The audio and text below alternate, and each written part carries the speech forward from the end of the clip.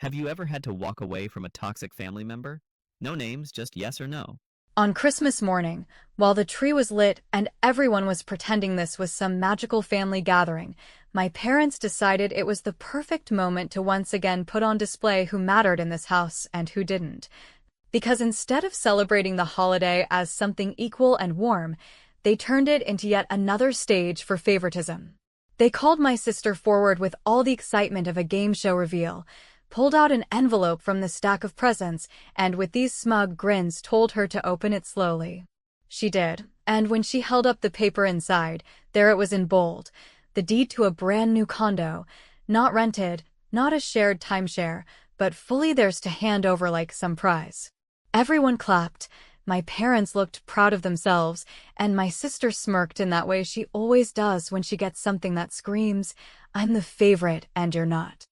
Now here's where it got interesting, because when it was my turn, I didn't get jewelry, I didn't get anything shiny or wrapped with a bow. My parents handed me a small folded piece of paper, almost like they wanted to make a point that this was not even worth the same presentation. They said nothing, just slid it across the coffee table toward me like it was a receipt from the grocery store, and my sister giggled under her breath, as if this was some inside joke between them. I looked at the paper for a moment, holding it in my hand while everyone waited to see my reaction, but I didn't rush to open it. I simply sat back, almost amused, because what they didn't realize was that I already knew what was written inside, and I also knew what it meant in a way they clearly hadn't figured out yet. You know how sometimes a room shifts before anyone even understands why? That's what happened the moment I unfolded the paper and let my eyes slide to the bottom where the signature sat. My parents were still smirking, my sister was rolling her eyes, but then I tilted the letter just enough for them to see the name, and in that instant, their entire mood collapsed. Their faces drained of color, their mouths opened, but no sound came out, and even my sister, who never stops talking, was suddenly silent. The laughter, the clapping, all of it just died in the air, because that one signature carried more weight than the condo deed they had just celebrated, and it wasn't even close. I didn't say anything, not right away. I wanted them to sit in it, to feel that sudden shift in power, the realization that for once I was not the one holding scraps at the end of Christmas morning. It was almost funny, because all my life they had trained me to expect less, to smile politely while my sister got everything, to swallow disappointment like it was normal. But not this time. Not with this letter. They thought they were making a point by handing me something small, but the truth was that what I had in my hand could change everything, and the silence in that room told me they were already starting to realize it. The thing is, the letter itself wasn't flashy. There were no gold seals or ribbons, nothing that looked impressive to the eye. It was just plain paper, typed words, and a single signature at the bottom. But power doesn't need wrapping paper, and it doesn't need to be announced with fake excitement. It just needs to exist, and when it does, the people who know what it means can't hide their fear. My parents stared at me like they had just lost something they never thought I could take from them, and my sister kept glancing between us, confused, like she couldn't decide if this was still a joke or if she had just been blindsided in a way she didn't see coming.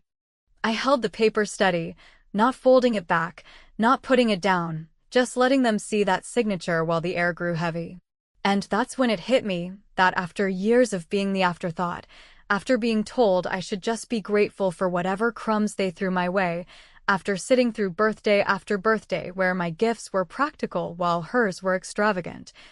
I was finally the one who had the upper hand. The silence wasn't uncomfortable for me, it was satisfying, because I had been waiting for this moment, even if they didn't realize it. Nobody asked me what the letter said, not yet, because they were too busy processing what they had just seen. They couldn't bring themselves to speak, not when the signature staring back at them belonged to someone they never expected to be on my side. I leaned back, folded the paper once more, and tucked it back into the envelope without explaining a thing. I didn't need to, not in that moment. Their silence told me all I needed to know. For the first time in my life, they were worried about what I had instead of laughing at what I didn't. And believe me, that was only the beginning, because what they didn't know yet was that this wasn't just a piece of paper, it was a turning point, and I wasn't about to waste it. If you want the clean version, the kind you could fit in a family newsletter, I could say the condo deed was just another generous gesture, and the folded letter was a misunderstanding, but you asked me to tell it like I would over coffee. So I will tell you the part no one in my family likes to say out loud, which is that the condo was not about generosity and the letter was not about pettiness, because for as long as I can remember the pattern has been simple and exhausting, where my sister, Emily, is the investment and I am the cautionary tale, and everything they do is arranged around that story like furniture that never moves even when it stops making sense. When we were teenagers, my parents told me that college was a nice idea if I could find a way to pay for it myself, and in the same week they drove Emily to tour campuses with glossy brochures and promised to cover whatever tuition came with the better mascot. And when I asked what I was supposed to do, they suggested community classes and grit, while Emily got a dorm, a laptop, and a monthly allowance that they called encouragement, and I got a gas card that worked only if Dad remembered to load it. Years later, when I got engaged, my mom said we should keep it small and meaningful because weddings are about love, not shows, and when Emily got engaged a little while after that, the same mom started a spreadsheet with vendors and deposits and said a wedding is a once-in-a-lifetime event that deserves to be done right, and if you think I am exaggerating, ask anyone who was there.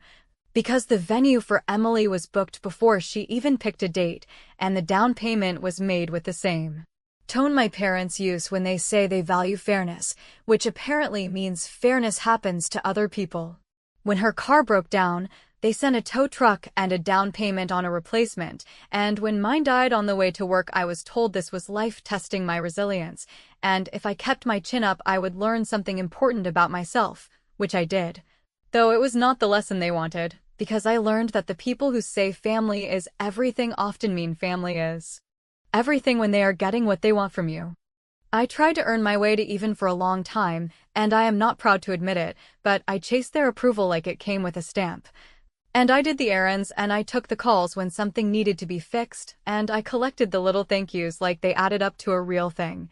And somewhere along the way I became the person who knew how the bills were structured, and which accounts were linked, and which subscriptions were stuck to whose names, because my parents love to say they are old school about money, which is a cute way to describe never reading the fine print and letting the nearest responsible person handle the boring parts. That is how it happened that I discovered our family cell plan. The one they love to brag about because it made us all feel connected, was built on my credit.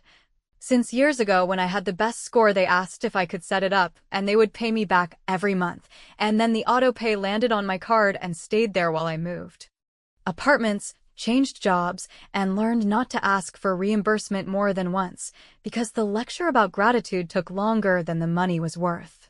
There is a point you reach, and maybe you know it from your own life, where the story you have been told about yourself stops being the one you are willing to live. And that happened for me sometime after Emily's wedding, when I sat in my tiny kitchen and added up what I had spent on other people's priorities, and I realized that I could either keep playing the role or I could change the script, and once I saw that, I could not unsee it. I started small because small is quiet and quiet is safer when you have been trained to expect blowback, and the first thing I did, months before Christmas, was file an amended tax return for the year my parents had claimed me as a dependent without asking, which meant they pocketed credits while I paid for my own health insurance and rent, and I did it not to hurt them or start a fight, but to correct the record and to see what it felt like to choose myself without asking permission. A letter arrived at their house in the fall from the tax people, the kind of official envelope that makes everyone sit down, and I know about it because my dad called to say there had been a mistake and could I clarify that I had not meant to file anything confusing, and I told him calmly that I had simply told the truth. And he hung up so fast the call log looked like a glitch, which is a neat summary of our relationship. Choosing myself once made it easier to choose myself again, and this time I aimed at something they actually felt, because I went into the cell carrier portal where my name sat at the top like a punchline, and I removed my card. Then I transferred the account ownership to the adult who enjoyed reminding me she was the favorite, which involved 2 forms and a recorded call where the representative asked politely if I understood that the charges would no longer be my responsibility. And I said, That I did, and when the rep asked if there was a reason for the change, I said a simple one, that the person using the power should pay for it, and I do not know if the rep smiled, but I did. The timing was not accidental, because I scheduled it to take effect the week before Christmas, slightly after the billing cycle flipped, which meant the next invoice would land right as my parents were locking down payments to the condo association Emily had been bragging about, and when her phone flickered too. Low service during her little pre-holiday cocktail thing, and the carrier app asked for a new primary payment method. She sent me a text with a string of accusations that somehow managed to make me both the villain and the bookkeeper. And I replied with one sentence that I practiced for years, which said, "I am not your sponsor," and then I put my phone face down and let the silence that followed do the work I used to do with explanations.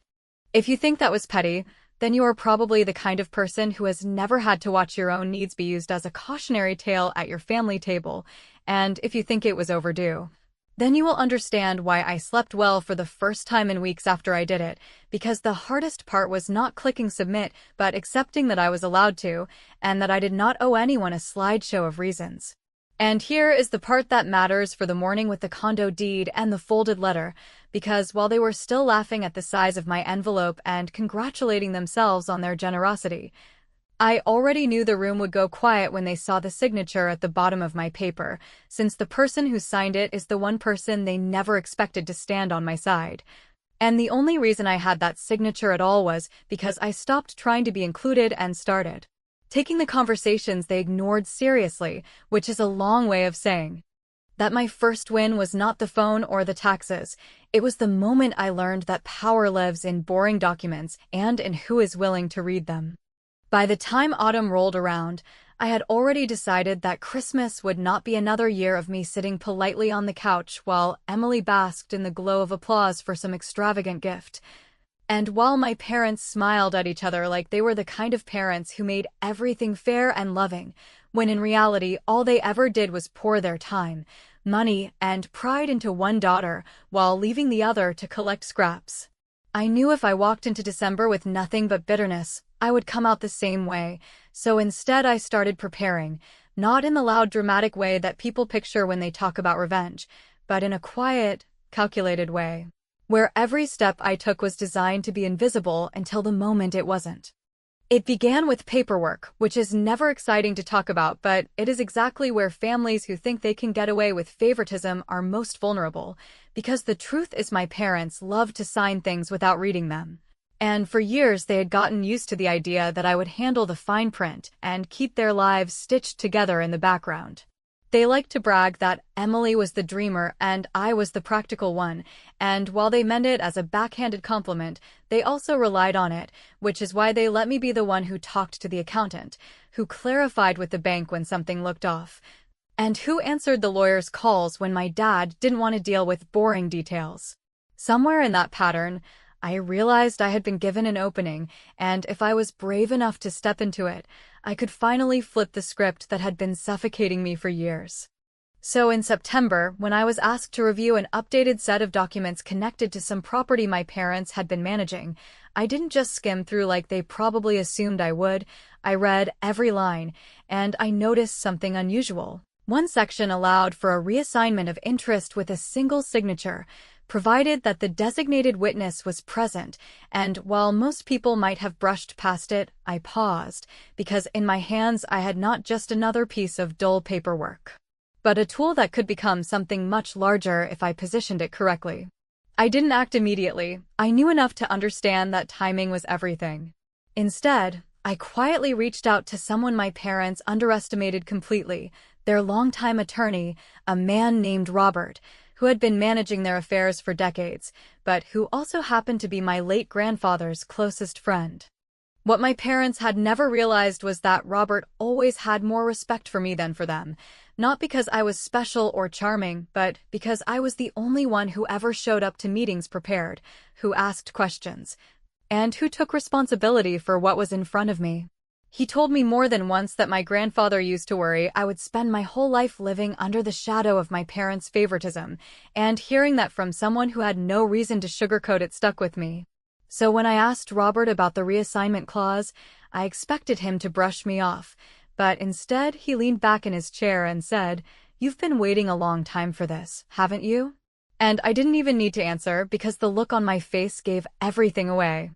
In the weeks that followed, Robert and I worked quietly, making sure that what I held in my hands would not just be a piece of trivia, but something enforceable and undeniable. He reminded me to be patient, that the impact would be greater if I let my parents walk confidently into their own trap, and I listened, because for the first time in my life an adult was treating me like a partner rather than a burden. By late November, the paperwork was finalized in a way that I knew my parents would never suspect, because they assumed I was still playing the same role I always had, the responsible one who keeps things running, while they showered Emily with recognition.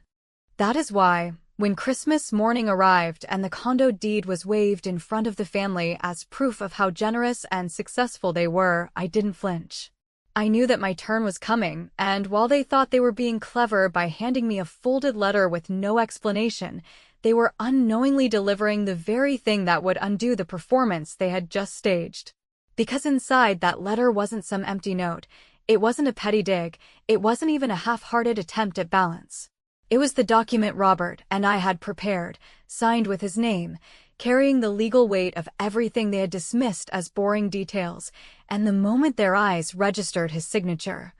I knew the silence that followed would be the kind that couldn't be undone with excuses or fake smiles. In that silence, all the years of being ignored, belittled, and written off collapsed into one undeniable truth. I had stopped playing their game months ago, and they never saw it coming. And while I didn't explain it right then, and while they were left staring at me in shock, I knew the real satisfaction would come later when they realized just how much power they had handed me by assuming I would never dare to use the very skills they had taken for granted.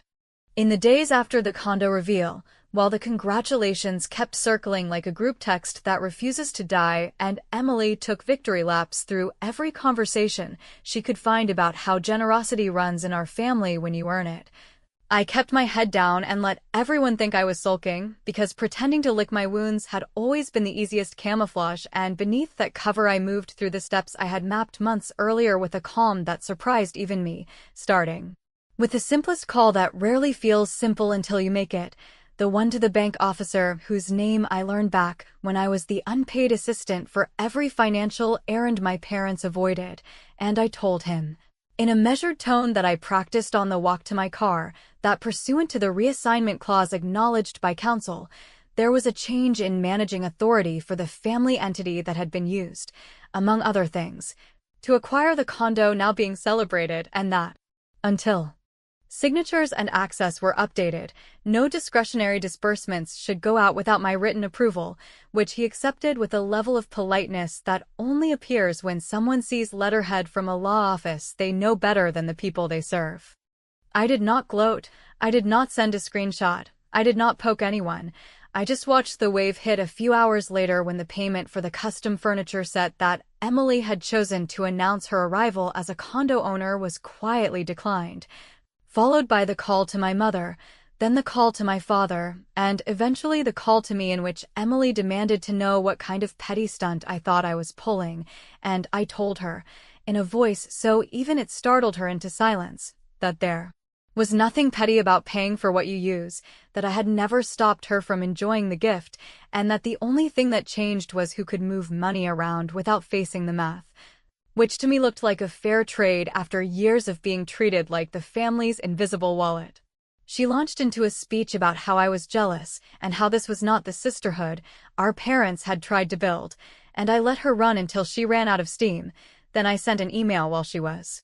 still on the line, attaching a straightforward occupancy agreement that required nothing extreme, just responsibility, including the association dues, the insurance proof, and the understanding that any upgrades would be paid from her account or reimbursed to the entity within a reasonable window. And when she called me cheap, I reminded her that I had stopped paying her phone bill only after a decade of doing it in silence, which landed with the kind of dull thud people hear when the story they tell about you finally meets the record you kept. My parents called next with that parental authority tone that used to make me feel 12, and they said I was turning Christmas into a courtroom, and I said no, I was turning a pattern into a ledger because ledgers do not lie when everyone wants to forget.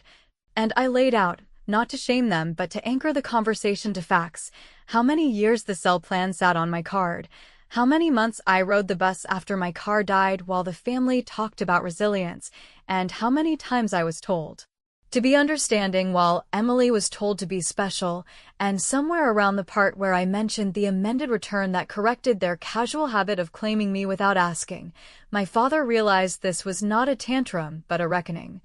And he switched tactics, asking what it would take to make the furniture charge go through, which is when I understood they were finally negotiating with me rather than narrating me. So I gave them something clean and not cruel, a single requirement,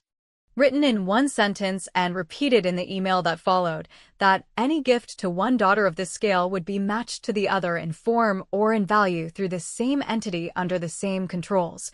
and that I would accept a delayed schedule if it was documented and banked, which is the kind of fairness most families claim to value until they are asked to put it on paper. The next morning, the Condo Association office received the notice of change in managing member that Robert had prepared with the efficiency of a man who has watched this family dodge accountability for longer than I have been alive, and the manager, who had already met Emily during a tour that included demands about guest parking, called me to confirm whether the unit would be considered owner-occupied or subject to an internal lease, and I said it would be owner-occupied with a recorded acknowledgement that dues were current and responsibility could not be reassigned to a parent without written consent, and the manager said that sounded refreshing and that she wished more families would speak clearly before the holidays, which made me want to laugh and cry at the same time. There was noise that afternoon, group calls and guilt scripts and the kind of layered pressure that used to knock me flat, but I stayed with the plan, because the plan was not revenge for revenge's sake, it was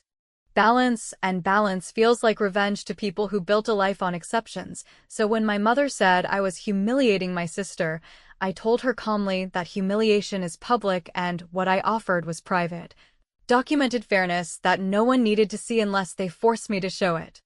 By the end of that week, the furniture vendor had their payment, because my father, who cares less about lessons than about appearances, pushed through the agreement with the same energy he uses when a golf trip is on the line. And I let it go through because I had what mattered more than a single purchase, which was control that would outlast the moment and rules that would not be dropped the next time someone felt sentimental. And when Emily texted me a photo of the living room with a caption about how charity looks good on me, I answered with a single line telling her charity had nothing to do with it, that I was just making sure the part of the family that keeps the lights on is allowed to flip the switch once in a while. And I muted the thread not out of spite, but because I was tired of hauling explanations around like luggage no one helps you carry. I did one last thing before the weekend, a move that looked small from the outside, but changed the ground under all of us, which was to schedule a formal review with the accountant and the attorney on the same call, not to corner my parents, but to place the ledger, the occupancy memo, and the banking controls in front of the only two outsiders they still respect, because once something is said in that room it becomes harder to deny later. And when the calendar invite landed, my mother called to ask what exactly Robert had signed that made the room go quiet on Christmas, and I told her we would read it together line by line, after she brought Emily and a working pen. The meeting I set for the first weekday after Christmas did not look dramatic to anyone outside the five of us, because it was just a conference table, a speakerphone, and two people my parents like to call their team when they want credibility. Yet the moment Robert asked everyone to put their phones face down and then unfolded the single sheet my parents had handed me on Christmas morning, the room tightened in that way you can feel even when no one moves, since what he read was not a threat, or a speech or a plea, but a simple notice executed under an addendum to the family entity agreement that my grandfather had asked him to write years ago, an addendum my parents signed without reading because it came in a stack labeled housekeeping, which allowed the attorney of record, upon documented evidence of unequal distributions that materially disadvantaged one member, to substitute the managing authority to the member who had demonstrated competence in administration, and to authorize a